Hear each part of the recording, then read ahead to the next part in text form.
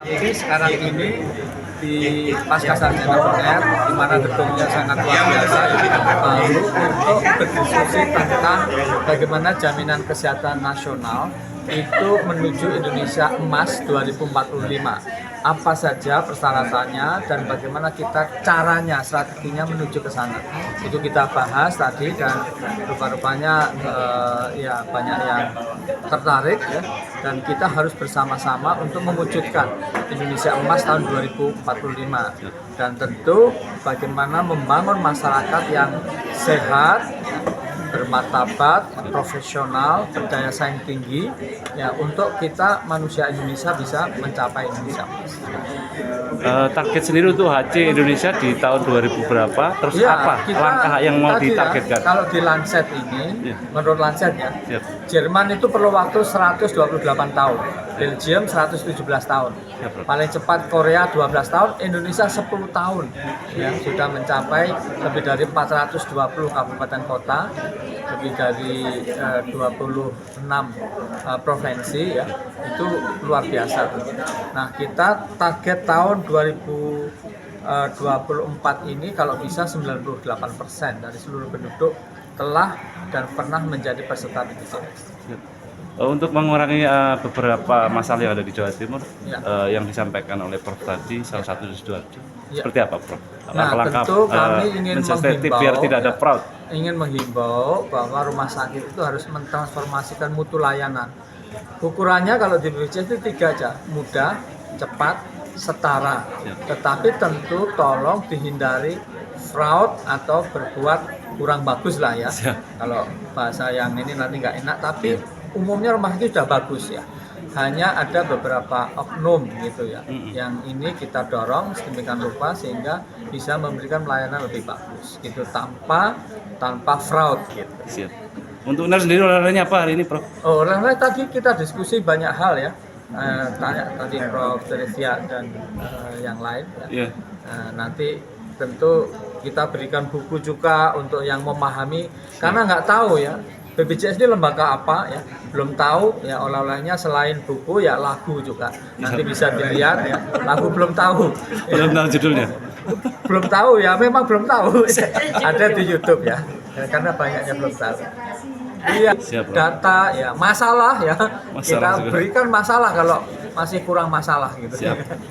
Gitu, terima kasih. Terima kasih Prof. Ya.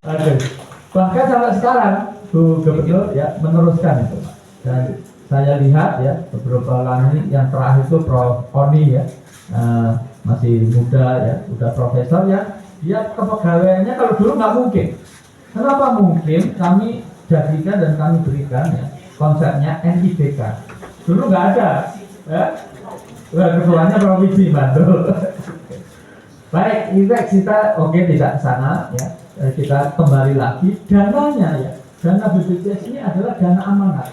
Jadi banyak hal orang itu belum tahu sebetulnya tentang BPJS ini, karena salah ada persepsinya dan persepsinya keliru.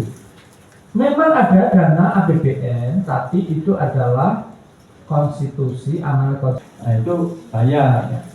Tapi untuk diketahui bayarnya bagi peserta penerima upah yang bekerja di sektor formal, non PNS, non ASN, itu bayarnya cuma 1%. Dan pendapatannya, gajinya yang dihitung oleh teman-teman BPJS ini dibatasi Pak, maksimum 12 juta. Kalau gajinya 50 juta, ya dihitung seakan-akan 12 juta. Padahal kalau 12 juta, 1% itu bisa berlaku untuk suami, istri, 3 anak. Kemarin saya barusan ngisi di Polri ya, itu ada yang protes, Pak, anak saya 4 kok dijamin 5, jadi 1 ini bukan anak tetangga Pak, ini anak kami loh. Ya siapa yang bilang anak tetangga? Tapi kok harus bayar? Lah harus bayar karena 1 orang ya, kalau 1% itu 120 dibagi 5 ya, karena 5 suami, istri, 3 anak, itu tidak sampai 25.000. Pemerintah membayar yang miskin namanya PBI ya, itu 42.000. Keadilannya di mana? Yang orang mampu bayar tidak sampai 25.000, yang miskin dibayarin 42.000, gitu. Tapi nggak pernah dipermasalahkan, gitu. Baik, itu berikutnya ya. Saya menyampaikan hal-hal yang memang tidak biasa karena biasanya mispersepsi dan keliru. Sehingga kalau kita bicara supply side tadi, orang mengeluh, Pak, kami gara-gara peserta BPJS harus antri 6 jam. Ini kami belum dilantik, sudah WA ke kami, Pak, gara-gara kami peserta BPJS kami harus antri 6 jam. Saya sampaikan, iya ya sebentar minta dilantik saja belum, Anda sudah protes. Itu protes ya.